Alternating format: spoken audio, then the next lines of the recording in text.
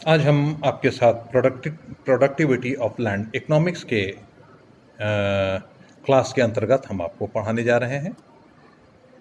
और इसके अंतर्गत पहले तो आप ये जान लीजिए कि प्रोडक्टिविटी ऑफ लैंड होता क्या है, इसकी मीनिंग क्या है। भूमि की कार्यक्षमता, प्रोडक्टिविटी ऑफ लैंड का अर्थ भूमि के किसी टुकड़े की उत्पादन शक्ति से लिया जाता है कि उस पर्टिकुलर भूमि के अंतर्गत उसकी उत्पादन शक्ति क्या है, ये उसकी कार्यक्षमता या प्रोडक्टिविटी कही जाती है। अन्य बातें समान रहने पर, यानी कि बाकी के फैक्टर समान रहने पर, भूमि के जिस भाग से अधिक उत्पादन होता है उसकी कार्यक्षमता या उत्पादकता या प्रोडक्टिविटी अपेक्षाकृत अधिक होती है। भूमि की कार्यक्षमता एक सापेक्ष अवधारणा है। भूमि के विभिन्न टुकड़ों के उत्पादन की परस्पर तुलना करके हम ये जान सकते हैं कि किस भूखंड की कार्यक्षमता कम या अधिक है। कार्यक्षमता या उत्पादकता ज्ञात करने के लिए उत्पादन की मात्रा तथा गुण दोनों का ध्यान देना चाहिए। अब इसके अंतर्गत ये तो आपका हो गया अर्थ, लेकिन भूमि की कार्यक्षमता को प्रभावित करने वाले तत्व, the elements which affects the productivity of land, कौन कौन से ऐसे एलिमेंट्स हैं जो कि उनके प्रोडक्टिविटी को इफेक्ट करते हैं। जिसमें से सबसे पहला है प्राकृतिक एलिमेंट, यानी कि नेचुरल एलिमेंट, प्राकृतिक तत्व। भूमि की उत्पादकता, भूमि की उत्पादन शक्ति, मिट्टी, जलवायु, मौसम, वर्षा, स्थिति, सूर्य का प्रकाश आदि प्राकृतिक तत्वों पर निर्भर करती है। कहीं की भूमि रेतीली है तो कहीं की चिकनी है, और कहीं पर समुचित वर्षा होती है, कहीं पे नहीं होती, कम होती है। जैसे कि उत्तर प्रदेश के गंगा यमुना के क्षेत्रों की बात करें तो वहाँ पे भूमि की उत्पादकता राजस्थान से की रेतीली भूमि से कहीं अधिक है। उसी तरीके से भौगोलिक स्थिति है दूसरे नंबर पर, कि भूमि की उत्पादकता उसकी स्थिति पर भी निर्भर करती है।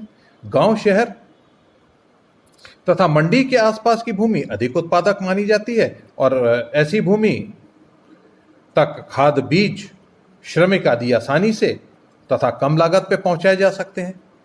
इसके अतिरिक्त ऐसी भूमि के उत्पादन को कम परिवहन लागत पर मंडियों तक पहुंचाया जा सकता है। इसी विपरीत अगर हम दूर दराज इलाके में जाते हैं, इसी का उलट हो जाता है और हमारी उत्पादकता उस भूमि में कम हो जाती है, क्योंकि हर एक चीज महंगी हो जाती है और हमको उसका अधिक दाम चुकाना पड़ता है। उस लैंड के ऊपर हमको श्रमिक का भी आपको अधिक दाम देना पड़ेगा। उसके अंदर अंतर्गत आने वाले खाद, बीज वगैरह भी आपको दूर से लाने पड़ेंगे, तो ट्रांसपोर्टेशन चार्जेस बढ़ जाएंगे। और उसके बाद परिवहन लागत वगैरह मंडियों तक पहुंचाने के लिए जो अपनी फसलें आप लेकर के जाते हैं उसका आपका चार्ज बढ़ जाएगा। तो उसकी उत्पादकता शहर के पास वाली भूमि से घट जाती है, और जिससे कि हमको नुकसान होता है। फिर उसके बाद भूमि का उचित प्रयोग। कोई भूमि प्राकृतिक रूप से जिस कार्य के लिए उपयुक्त होती है उसका प्रयोग उसी में करने में उसकी कार्यक्षमता अधिक होती है। उदाहरण के लिए भिन्न भिन्न मिट्टियां भिन्न भिन्न फसलों के लिए उपयुक्त होती हैं। जैसे कि आप अगर हम बात करें भिन्न भिन्न मिट्टियां भिन्न भिन्न फसलों के लिए उपयुक्त होती है, तो जैसे कि हमने आपको पिछले साल एक एग्रोनॉमी में बताया था, black soil, black cotton soil, यानी कि काली मिट्टी जो कि कपास के लिए अच्छी होती है। तो ऐसी सॉइल्स को हम जब लेकर के चलते हैं तो अलग अलग मृदा में अलग अलग प्रकार की सॉइल, जैसे चिकनी मिट्टी में हमारा धान अच्छा होता है, दोमट मिट्टी में हमारी बाकी की कई एक प्रकार की फसलें जो कि हमारी नॉर्मल क्रॉप्स हैं वो अच्छी होती हैं। तो हम हर एक चीज़ को उस तरीके से करना चाहिए जिससे कि हमको उसकी उत्पादकता हमको बढ़ करके मिले। उसी तरीके से शहरों की पास की भूमि मकानों व कारखानों के लिए अधिक उपयुक्त होती है। शहर के पास अगर हमें तो मतलब घर बना रहे हैं या फिर कारखाने लगाते हैं तो हमारे लिए कच्चा माल और हर एक चीज़ की सुविधा होती है और हम उस चीज़ को अपने हिसाब से कर सकते हैं। उसके बाद चौथा है मानवीय तत्व। मानवीय तत्व के अंदर भूमि की उत्पादकता उस पर काम करने वाले किसानों तथा श्रमिकों की योग्यता के ऊपर निर्भर करती है।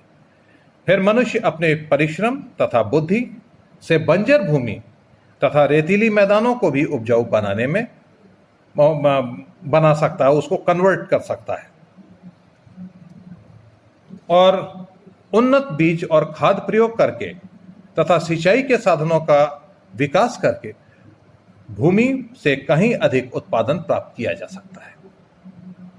उदाहरण के लिए अगर अब हम बात करें तो जैसे कि पंजाब व हरियाणा के किसानों ने अपने परिश्रम और योग्यता से कृषि उत्पादन में असाधारण वृद्धि कर ली है, क्योंकि वहां पर सिंचाई की एक उत्तम व्यवस्था है। जैसे कि आप जानते हैं कि पंजाब में 5 नदियां हैं जिनके द्वारा बनाई गई वहां पर की मृदा जो है एक बड़ी उपजाऊ मृदा है और वहां पर हर प्रकार की फसल बड़े उत्तम तरीके से होती है। वहां पर सिंचाई की व्यवस्था बहुत अच्छी है और वहां पर खाद और बीज उत्तम तरीके से इस्तेमाल किया जाता है और वहां का हर एक तरीके का जो खेती का साधन है वो बड़े मॉडर्न कंडीशन में है।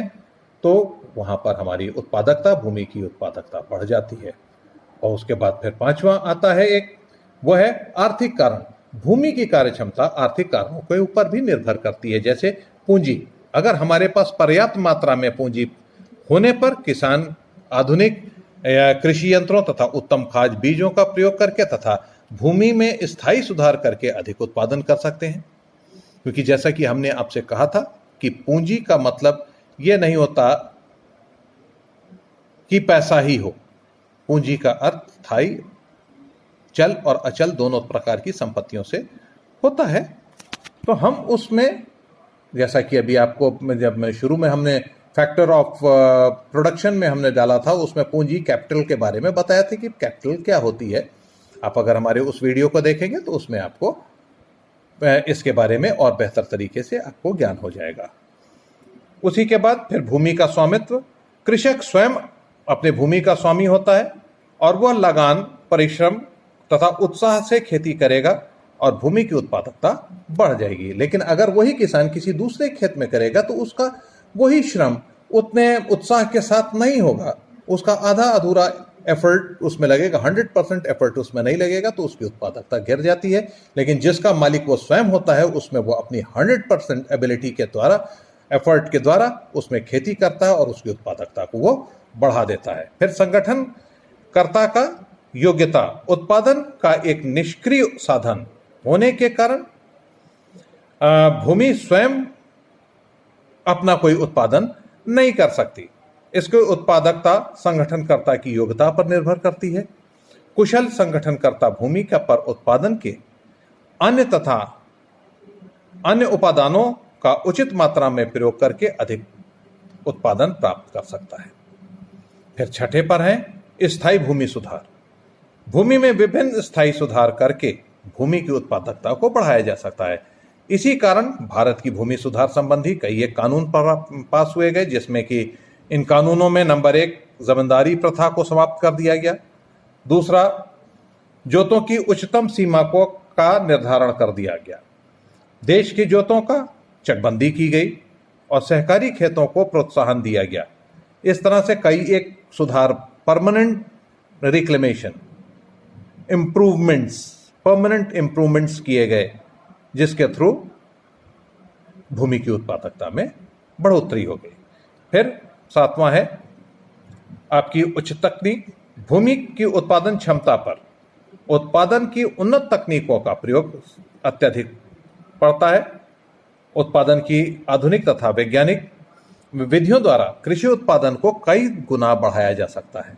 जैसे कि अगर हम खुद हाथ से काम करें, हाथ से जोताई करें, हाथ से कटाई करें, हम उतनी तेजी से, उतनी ज्यादा उत्पादकता को हम नहीं दे सकते। जैसे कि हम अगर कल्टीवेटर के द्वारा या फिर हम रोटोवेटर के द्वारा या फिर हम ट्रैक्टर के थ्रू हम जुताई बुआई करें और कटाई भी हम थ्रेशर के थ्रू, क्या कहते हैं, मोवर के थ्रू हम करें या फिर हम हार्वेस्टर के थ्रू अगर हम करें, तो इस तरीके से जब हम अपनी मैकेनिकल फार्मिंग के ऊपर आ जाते हैं तो हम भूमि की उत्पादकता को उन्नत तकनीक के द्वारा हम बढ़ा सकते हैं।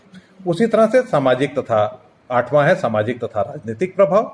भूमि की उत्पादकता पर देश की सामाजिक तथा राजनीतिक दशाओं का भी प्रभाव पड़ता है। भारत में उत्तराधिकार के नियमों ने उपविभाजन तथा विखंडन की समस्या उत्पन्न करके भूमि की उत्पादकता को कम कर दिया है।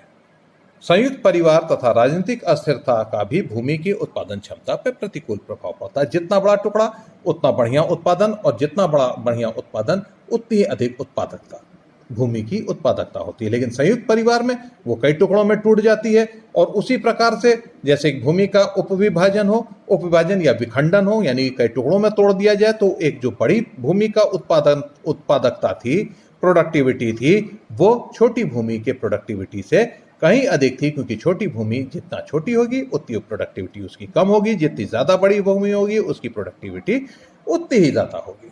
और उसके बाद लास्ट है सरकारी नीति। यदि सरकार उचित कृषि नीति अपनाती है तो किसान को पर्याप्त सुख सुविधाएं प्रदान करती है, सिंचाई सुविधाओं का विकास करती है, अनुसंधान कार्यक्रम में प्रोत्साहन देती है तथा किसानों को उत्तम बीज, खाद और आदि सुलभ कराती है, और इससे भूमि की उत्पादकता बहुत बढ़ जाती है। ये सब आपके तत्व हैं जो कि भूमि की उत्पादकता को बढ़ाते हैं, उसकी प्रोडक्टिविटी को बढ़ाते हैं। आज आपका ये चैप्टर भी खत्म हुआ, आगे से हम दूसरा चैप्टर स्टार्ट